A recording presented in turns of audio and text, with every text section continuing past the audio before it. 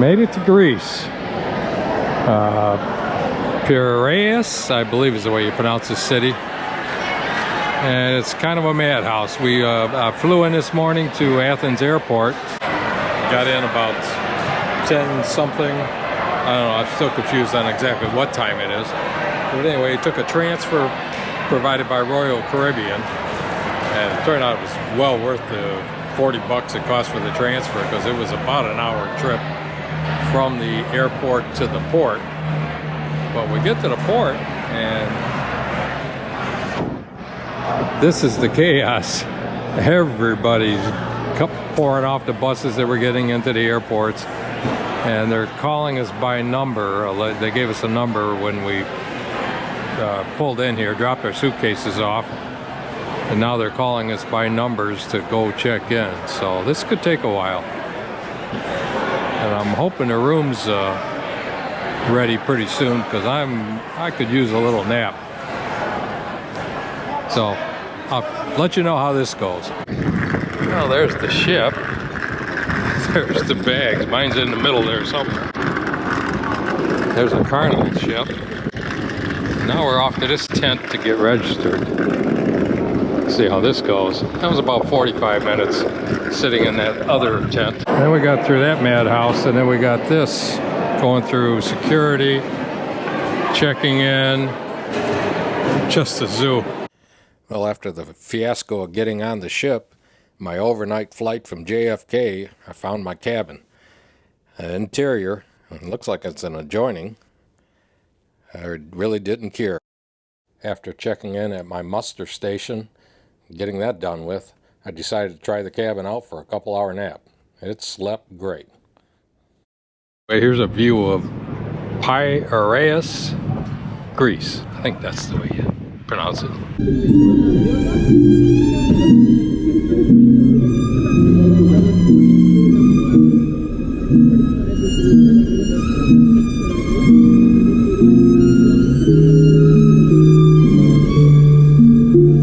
Some soothing music before heading to bed for the evening. It was a long, long day.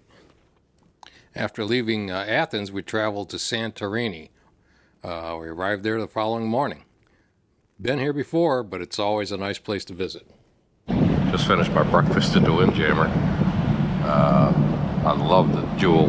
You have the fishtail behind the Windjammer to sit and eat al fresco. But debating what I'm going to do here in Santorini. Been here before, so I think I'm just going to get off and do the tram ride up to the top. Walk around there, sitting here in the cauldron of the volcano. So-and-so a day. It's about 67 degrees or so. There's the ship. There's the tender that brought us over. That was a little bit of a ride. And there's the town up there. I'll walk over to the tram. There's the tram coming down now. We'll take the tram up and do some shopping. A view from the top of Santorini. There's the cable car system. We just came up the cable cars. 6 euros one way. Well, made it through some of the shops over to Main Street. Found one church with the blue dome. I'm trying to figure out if there's a bus that runs over the 15 or so miles up over to Oia. That's the other town. We'll see. I don't know how I ended up in this bakery. Oh my goodness. I think I'm going to be busy for a while.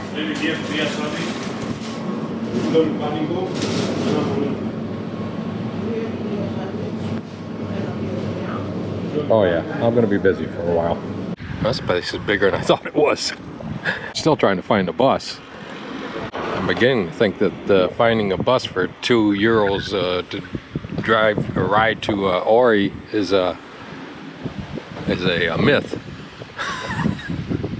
Anyway, I've seen some blue roofs. I think I'll just start heading back. I thought I could walk to it, but it's kind of a distance. The island's bigger than you think it is. If there's a bus over to Ia, I sure couldn't find it. There's other methods of getting over there. You can take a speedboat and a tour, but It wasn't worth it for me. You could spend days just shopping around right there where the cruise ship drops you off. The cable car ride down. Must have been one hell of a volcano when this thing went off. If you don't want to pay the $6 for the tram, you can hire the donkeys to take you up and down. Or you could walk. The Windjammer on a day that we're in Santorini. Beautiful display of food. Nobody's here. This is great. Just got back into the ship just in time for lunch.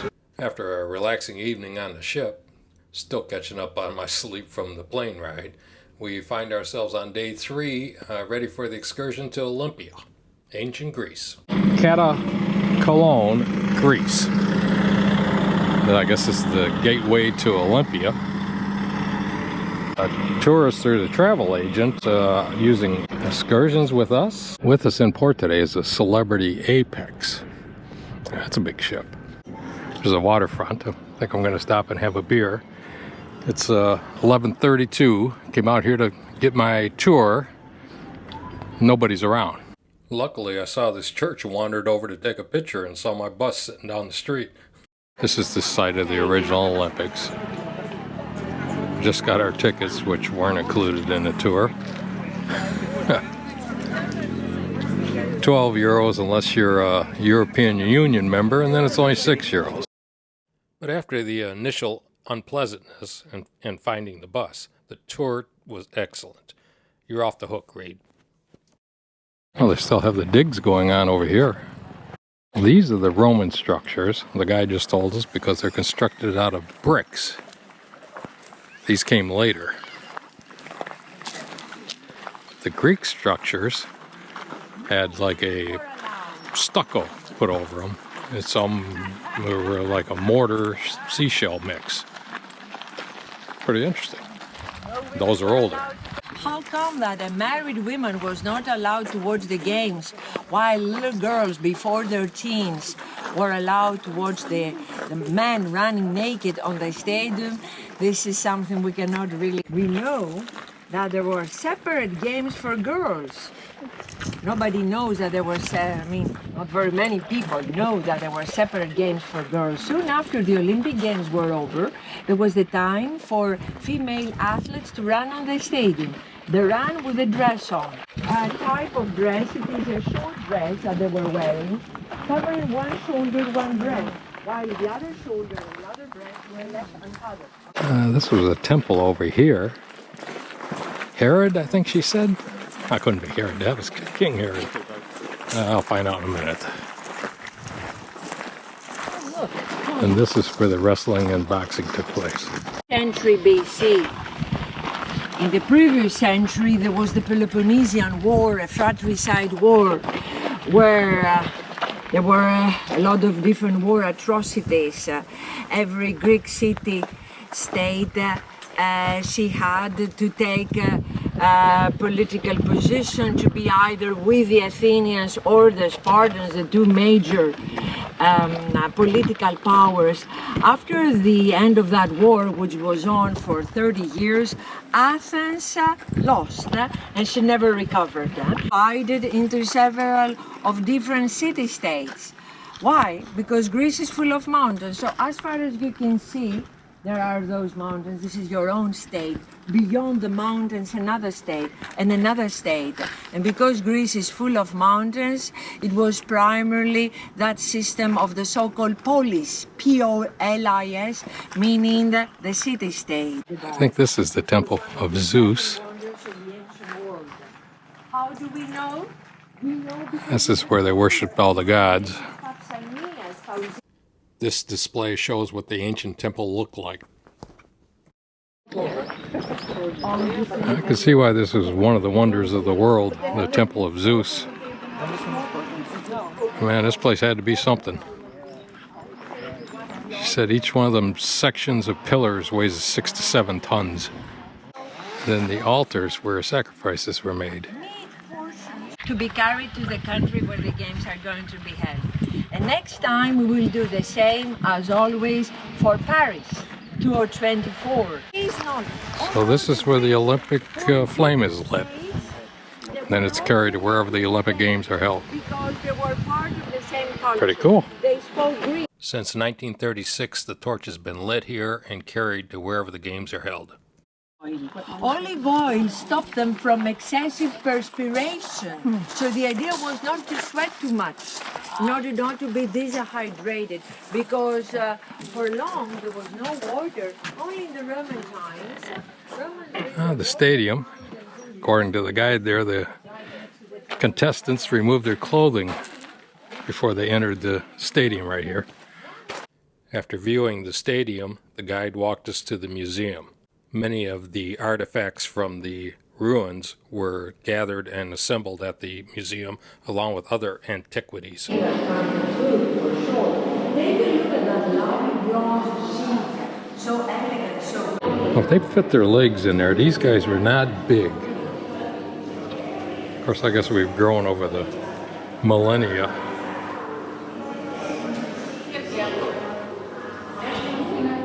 And the helmets, they had small heads. The statue of the goddess Nike, reassembled from fragments found at the Temple of Zeus, was spectacular. This is pretty impressive. The east and west pediments of the Temple of Zeus were reconstructed from the fragments found at the ruined temple. And the side walls represent the 12 tasks of Hercules. 6 on that wall and 6 on the far wall. Holding Dionysus, the future god of wine. We don't know what Hermes was holding in his missing hand, but most probably he was holding a bunch of grapes, because the baby boy, when he will grow older, he will become the god of wine.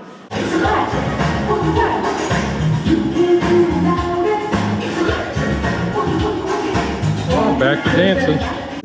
Well, after touring Olympia, decided I did a lot of walking, so I deserve a nice dinner. So I stopped at Giovanni's, got the filet, the pasta.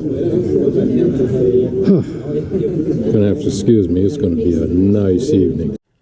We leave Greece and head over to Sicily on day 4, find ourselves in Syracuse. Sicily. Never been here before. Gonna get out today and walk around. Here's the tenders back and forth. We're anchored out here in the harbor. Tendering operation today, so it might take a little while to get ashore. Beautiful place. Looks like you step back into the 1200s. Oh, fortifications right here at the end. Sit out here and enjoy. It's going to be a beautiful day. Sunny. It's 8:20 a.m. and already in shorts and t-shirts, and it's nice. Our ferry ride over. Not only do you get to go ashore, you get a boat ride. The tender just dropped us off. Right over there is the tender. And then walking into the old part of the town. Let's see what I found here. The Fortificazioni Greci di Artigia. Fort Great. I have no idea. Anyway, it was the base of something. Some fortification. The Tempio di Apollo, Temple of Apollo. That's what's left of it. And the columns there in front. Well, I don't have a clue where I'm headed, but this is pretty cool. Well, anyway, we're going downhill, so we should be going to the ocean. Some of the old fortifications are still up and viable.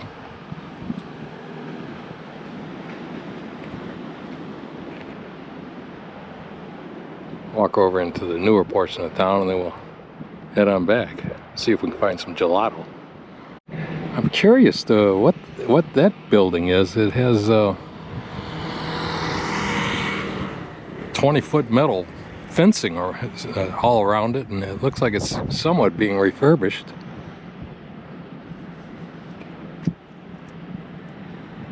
Maybe bars on one side, maybe an old jail. I'll take a look at when we come back.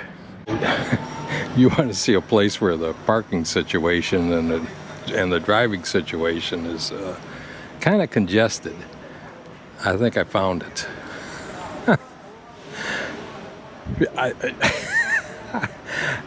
I don't know what the rules of the road are here, but I think it's you make your own up. They are just parked everywhere. And the markets. You certainly smell the fish market there. Pieces of big chunks of tuna. I guess that's why he's around. Fruits. Okay, it has to be some kind of jail. That's one thing I can figure this building. With these type of fortifications around it. Bars on the window. No longer in use, but Carcerier Borbonica, 1834. I have to look that one up. Well, that was a quick walk around. 10 o'clock, this place came alive. There's cars, parking, people going every which way. I think I'll make it back over to the ship. Fun morning walking around in Sicily. On the way back to the ship. Didn't see that church though. I kind of missed that one. Royal Caribbean announced the Icon of the Seas while we were on the ship. Did a big celebration, balloon drop, and gave away some prizes. But call me a traditionalist. I enjoy old school cruising. I'm on this dance floor full. Very soon, we're going to have a very special prize giveaway, followed by our massive balloon drop, everybody. So get yourselves ready. You do not have to be present to win, but there are some iconic prizes.